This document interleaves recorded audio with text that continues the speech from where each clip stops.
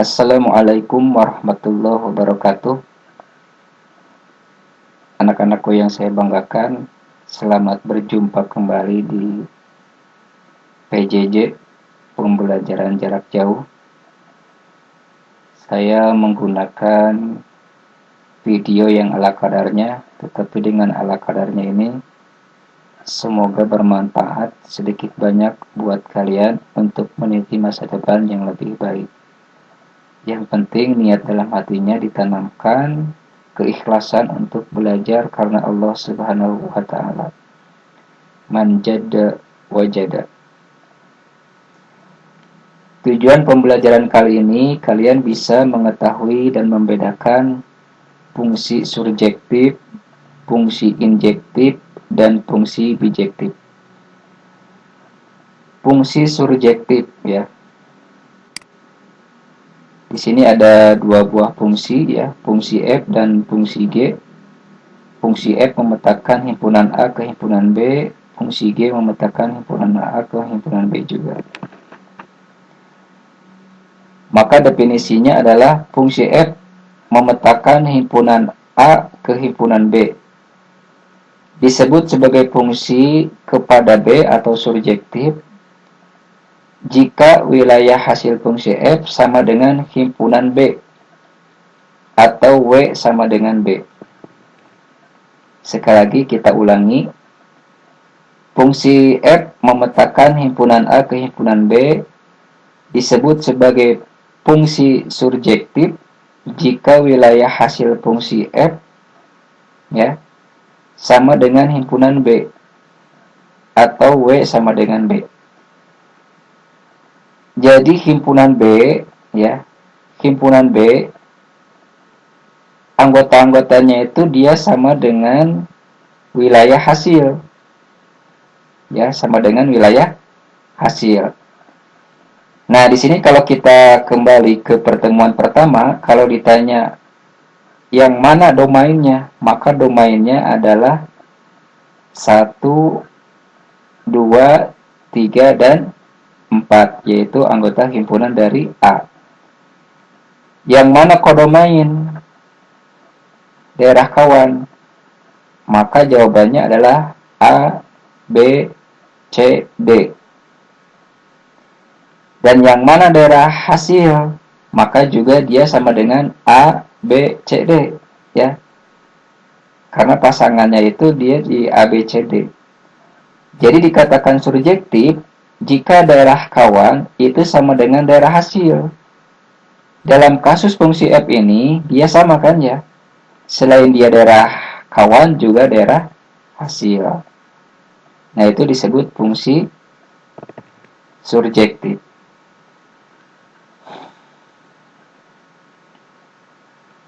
Kemudian fungsi F ke dalam B. Ya. Jika dan hanya jika wilayah hasil fungsi F merupakan himpunan bagian dari himpunan dari B. Seperti ini. Dia daerah kawannya adalah ABC, tetapi daerah hasilnya adalah AB. Dan AB itu dia bagian dari ABC. Gitu ya. Himpunan dari ABC. Jadi sekali lagi, fungsi surjektif itu selain dia daerah kawan, dia juga merupakan daerah hasil. Nah, kemudian fungsi injektif.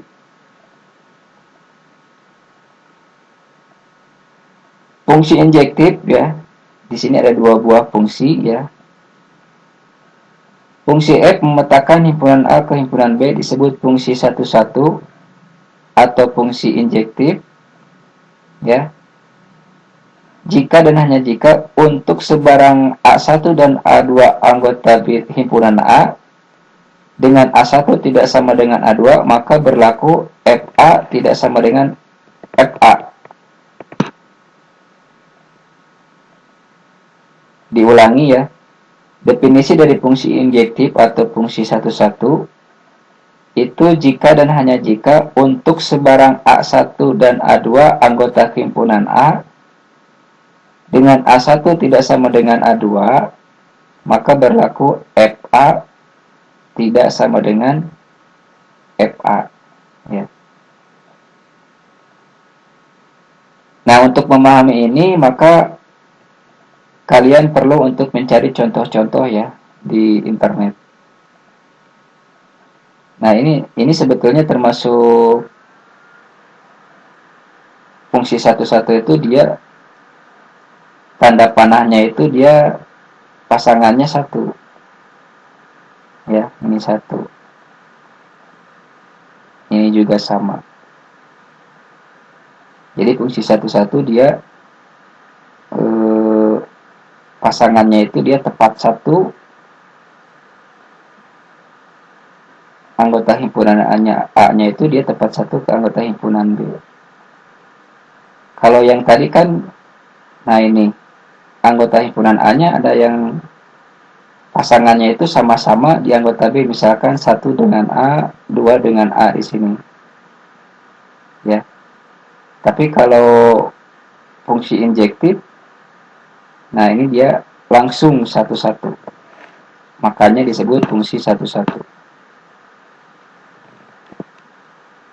Lalu kemudian fungsi bijektif, fungsi F memetakan A ke B disebut fungsi bijektif jika dan hanya jika fungsi F adalah fungsi surjektif dan juga fungsi injektif. Jadi fungsi bijektif itu gabungan antara fungsi surjektif dengan fungsi injektif.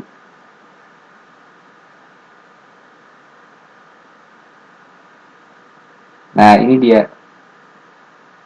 Jadi dia sama-sama gabungan antara fungsi satu-satu juga fungsi surjektif. Jadi anggotanya itu dia daerah kawannya sama dengan daerah hasil. Selain dia fungsi satu-satu. Silakanlah untuk memahami materi ini di perpustakaan itu buku-buku masih bersih, bisa dibuka dan bisa dibaca ya. Atau bisa nonton video yang lain yang menurut kalian bagus untuk ditonton.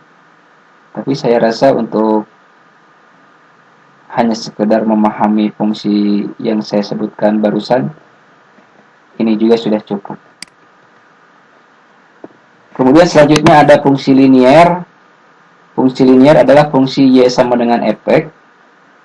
Jadi fungsi itu biasanya simbolnya bisa Y atau bisa Fx ya. Dengan Fx sama dengan Ax tambah B. Dikatakan linier karena pangkat tertinggi dari X-nya itu 1 ya di sini. Cuman 1 gak dituliskan. Fx sama dengan Ax tambah B, A dan B-nya anggota bilangan real. A-nya tidak boleh sama dengan 0, karena kalau A-nya 0 dia jadi konstanta doang kan. Jadi untuk semua X dalam daerah asalnya. Fungsi linier juga dikenal sebagai fungsi polinom atau fungsi suku banyak berderajat 1 dalam variabel X.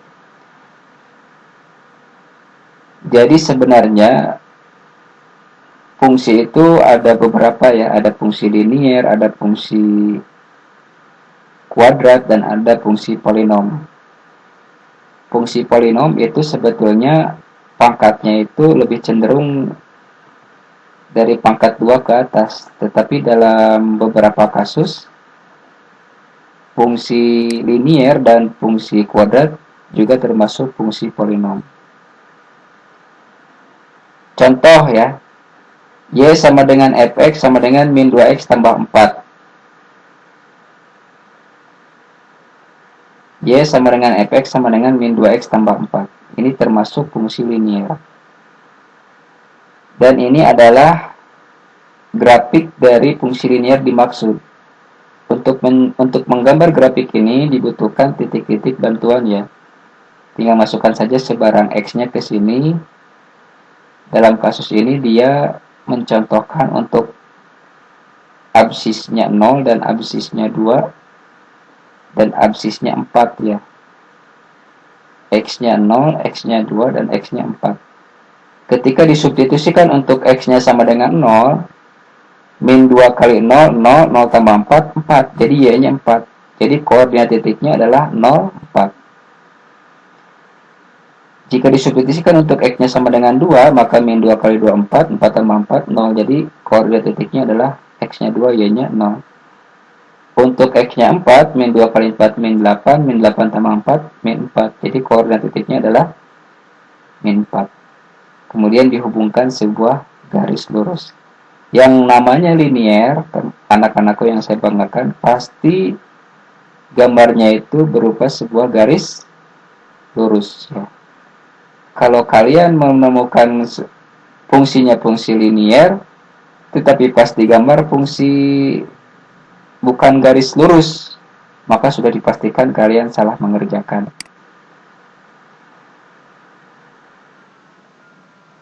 Nah itu ya, fungsi kuadrat. Misalkan A, B, dan C bilangan real, dan A-nya tidak boleh sama dengan 0, maka fungsi yang dirumuskan oleh fx sama dengan ax kuadrat tambah bx tambah c. Ini adalah rumus fungsi kuadrat ya. Fx sama dengan ax kuadrat tambah bx tambah c. Dinampakkan fungsi kuadrat dalam kubah x, dalam variabel x. Contoh fx sama dengan x kuadrat kurang 1, fx sama dengan 2x kuadrat kurang 6x, fx sama dengan x kuadrat kurang 4x tambah 3, fx sama dengan min 3x kuadrat tambah 4x kurang 3. Ini adalah contoh-contoh dari fungsi kuadrat.